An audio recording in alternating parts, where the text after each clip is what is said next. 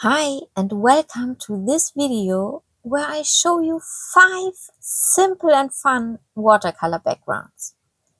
I saw this technique years ago somewhere, but it doesn't actually have anything to do with coloring itself.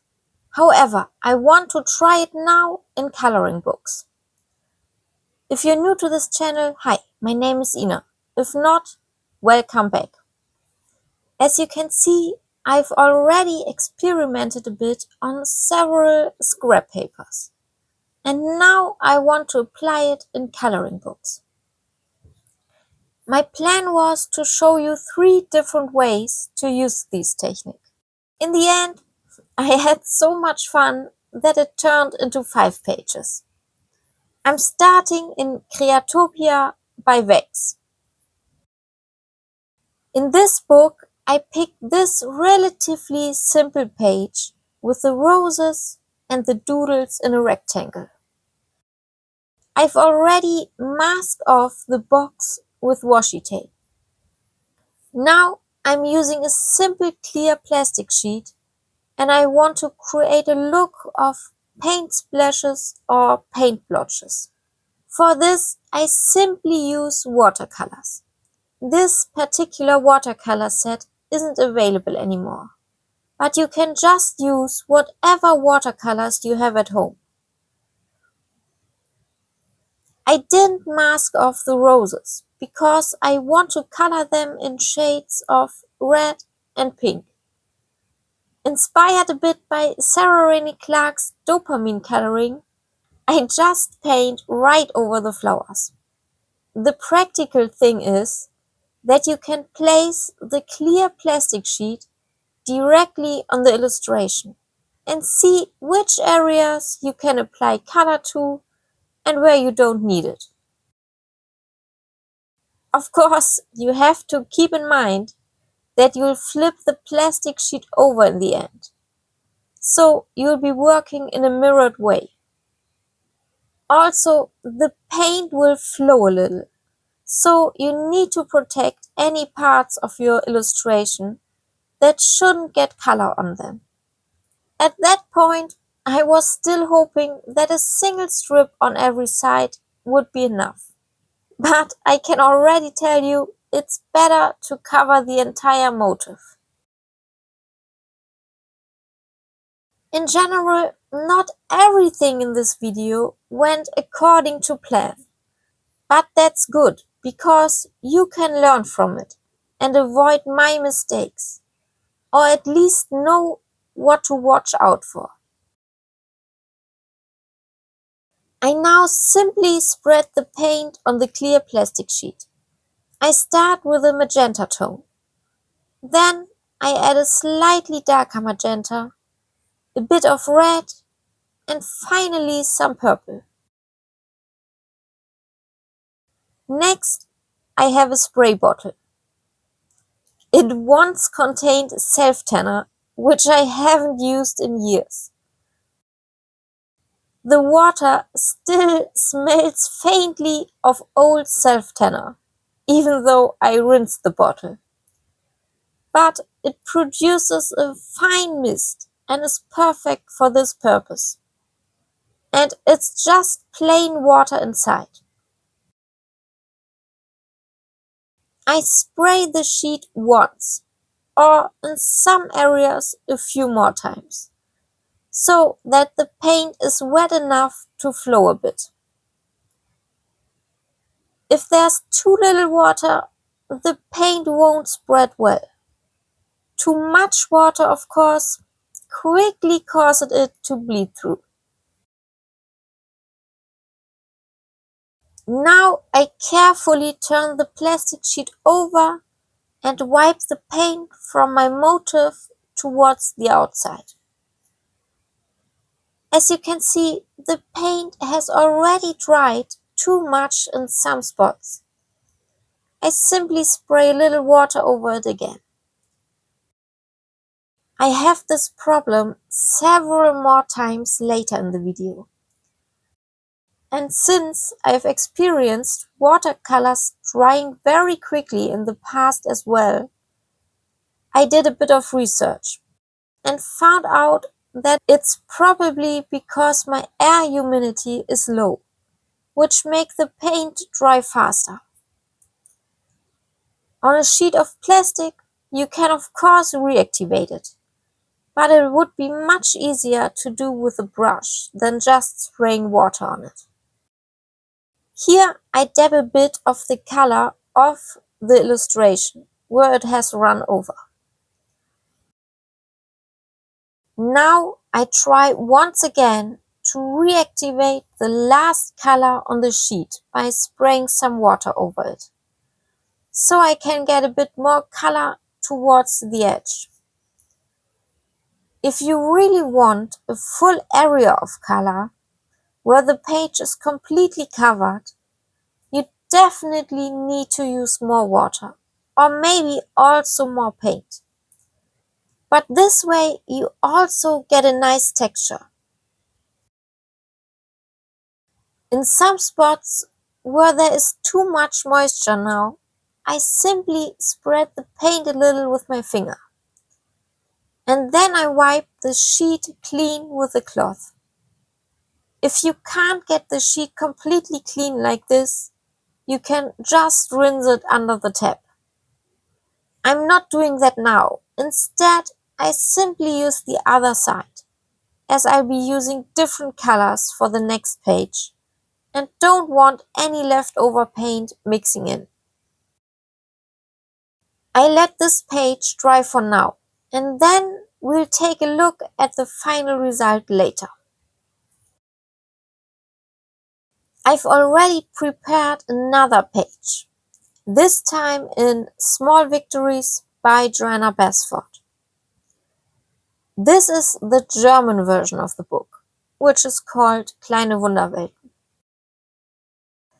For this version, I'm not using watercolors, but water-based brush pens instead. These ones are by Woohoo for You, but unfortunately they are no longer available. You can basically use any water-based markers, but it's best to test how water-soluble they are first. On this page with the fish, I'm once again using the plastic sheet and place it directly on top. Now I'm simply using various shades of blue and green to represent water. I've already covered the edges of the fish here with masking fluid. But don't do it the way I did and cover the entire fish with the masking fluid. Because just like in the previous image, some color still ran onto the middle. I'm just experimenting and have fun here. And you can learn from my mistakes and do it better. This is actually the first page where I probably use masking fluid. I tried it before on a page at the back of the book, and it worked really well. You'll also see in a moment on the next page how I apply the masking fluid. As we already saw with the watercolors, they dry quickly, so it's a good idea to work a bit faster here. To avoid having too much white areas in the end, I'm trying to cover as much of the plastic sheet as possible. I spray water over it again here as well. Depending on what kind of markers you're using, they may need a little more or a little less water. It's best to test that beforehand. The first book had single-sided pages, so it wouldn't have been such a big deal if the color had bled through. This book, however, is double-sided. That's what I was most worried about, that it might bleed through. Here you can already see that it did bleed through. And since that had already happened, I sprayed the water directly on the page. I also sprayed onto the leftover color on the plastic sheet and then added a bit more color.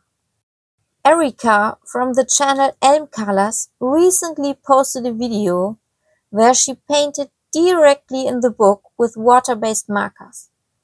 I think they were Crayolas. And then created a background by spraying water directly onto the color on the book page. I thought that was very cool, and I could imagine that this would also work with these water-based markers, although not with this type of paper. Maybe in the future I need to get a pop manga book by Camilla De Rico. Since I still wasn't satisfied with the result, I used watercolors again. I had shown my test versions at the beginning, and somehow it worked much better on simple copy paper than on this paper. Maybe that's because the paper is thinner and therefore can't absorb as much water as quickly as the thicker paper in this book. Then I tried another attempt with the markers, since I still didn't like the result. I then tried to spread the color a bit with a brush, and also wet some spots again to go over them once more with the markers, directly on the page.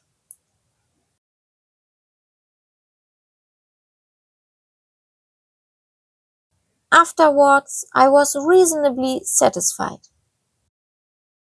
But somehow I had imagined it would turn out better. I let the page dry and then continued with the next page, which was in Vintage Flowers by the publisher Busse Seewald.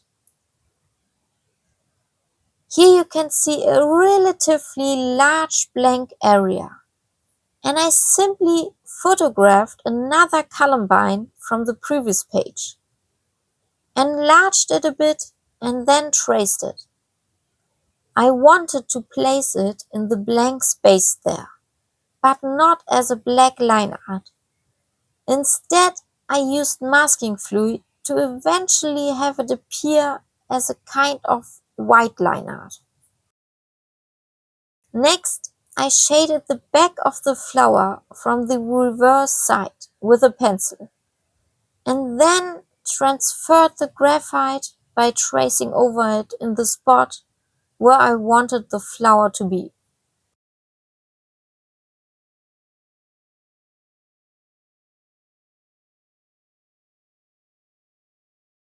The lines are now only barely visible, but that's actually a good thing because it means I'll have less to erase later. Then I took the masking fluid and used a silicone modeling brush to trace the lines with it. Afterwards, I covered the entire motif with the blossoms and leaves of the columbine with masking fluid. In the areas where I applied the masking fluid very thinly, it dried so quickly that when I touched it with a silicone brush, I already damaged the layer a little bit. This is probably again due to the low humidity, which makes it dry so fast. I've already watched numerous videos where masking fluid was used, and I've never seen this problem anywhere. Because of that, I applied the masking fluid relatively thickly in some spots. This will be important later.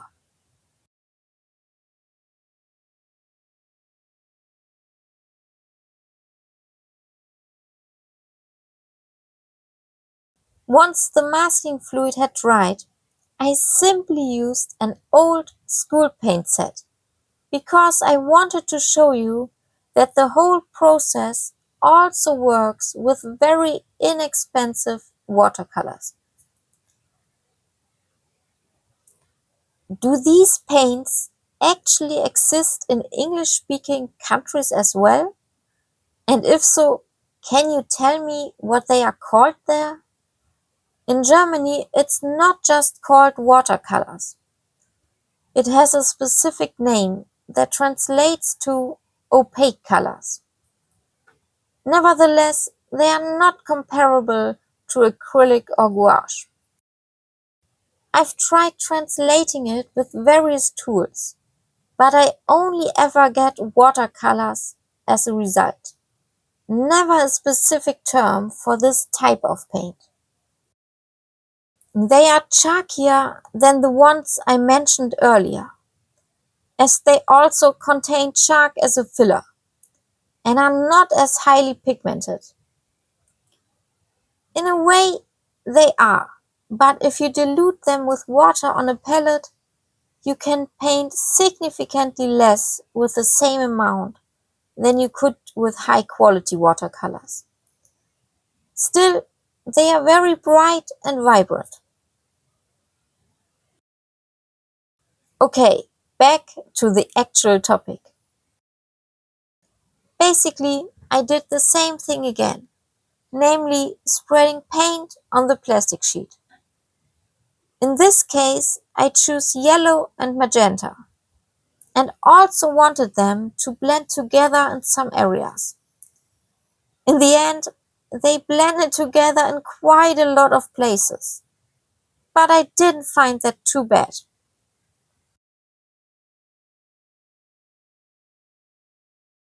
And I also did a bit of touch-up work here.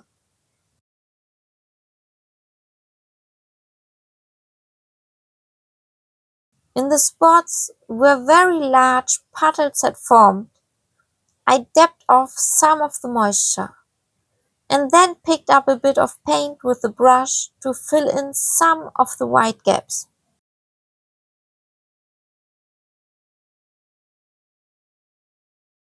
Of course, I have to let this page dry first. So let's take a look at the first page in Creatopia. As you can see here, nothing bled through. And then I removed the washi tape. You can see that in a few spots a little paint ran over the edge, but not much. This background is already quite wild for my standards, because I usually try to color more realistically, which probably wouldn't have really been the case with this page anyway. But I usually don't do paint splashes like this, and especially not ones this uncontrolled, like in this case. But I'm quite happy with it, and it's so much fun just do it without worrying about making everything look as realistic as possible. Later in the video, you'll see all the pages completely finished. Here I'm showing you that the book is the German version from the publisher MVG, and the book by Joanna Basford as well. Accordingly, it's quite surprising that one book doesn't bleed through at all, while the other does so extremely. In Small Victories, I first remove the masking fluid. And at the beginning, I tried to rub it off a bit with my finger. At some point though, I realized it actually works better if you gently pull it off.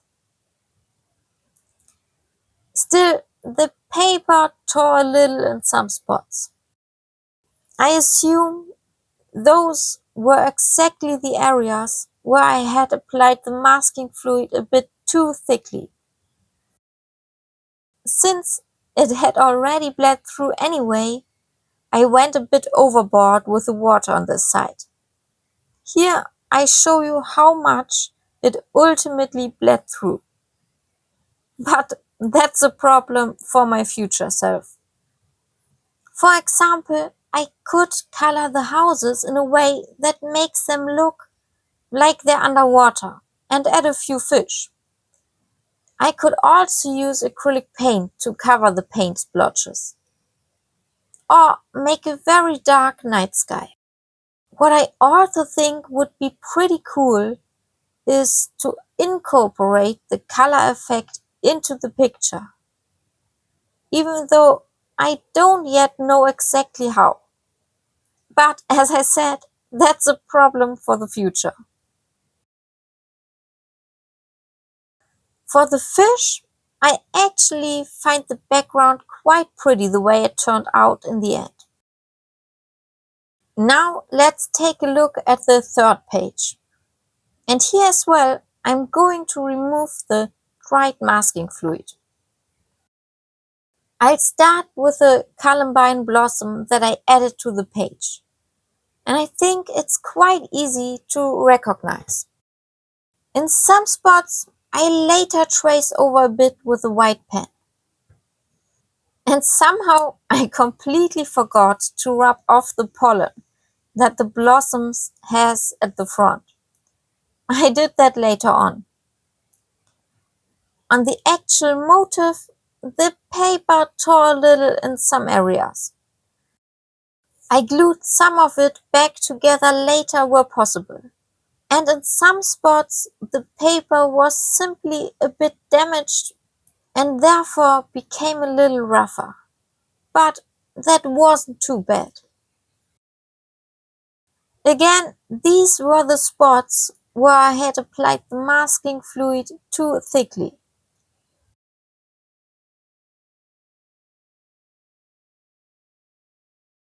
If you haven't worked with masking fluid before, I can definitely give you the tip not to apply it too thickly.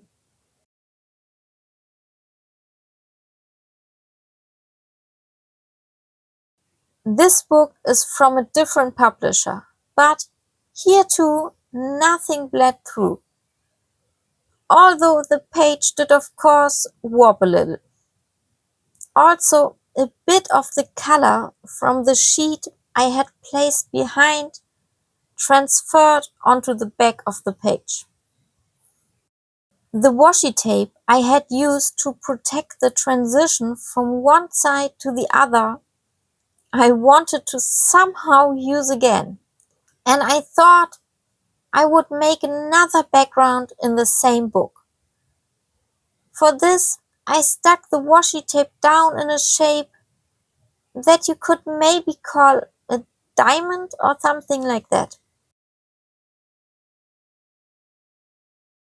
For this page, I used the better watercolors again and repeated the whole process. This time, I let myself be inspired a bit more by dopamine coloring and simply spread the paint completely over the motif.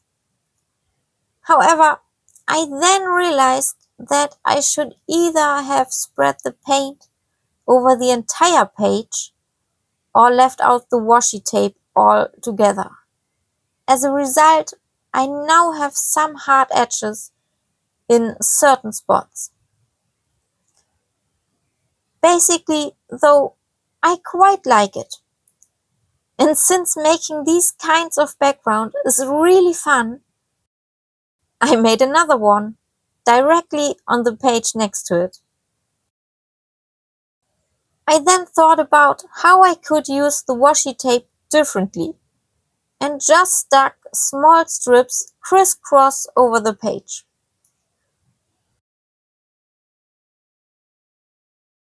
Then I chose different colors, green, blue and purple, and did the same thing again. Applied the paint on the plastic sheet, sprayed it a bit with water and spread it across the page. With these white areas where the washi tape was, the whole thing somehow looks a bit like an abstract painting. The opposite of what I usually do. Because, as I said before, I tend to color more realistically. But the whole thing was really fun. And that's exactly what coloring should be. It's also just something different. to color a bit more widely.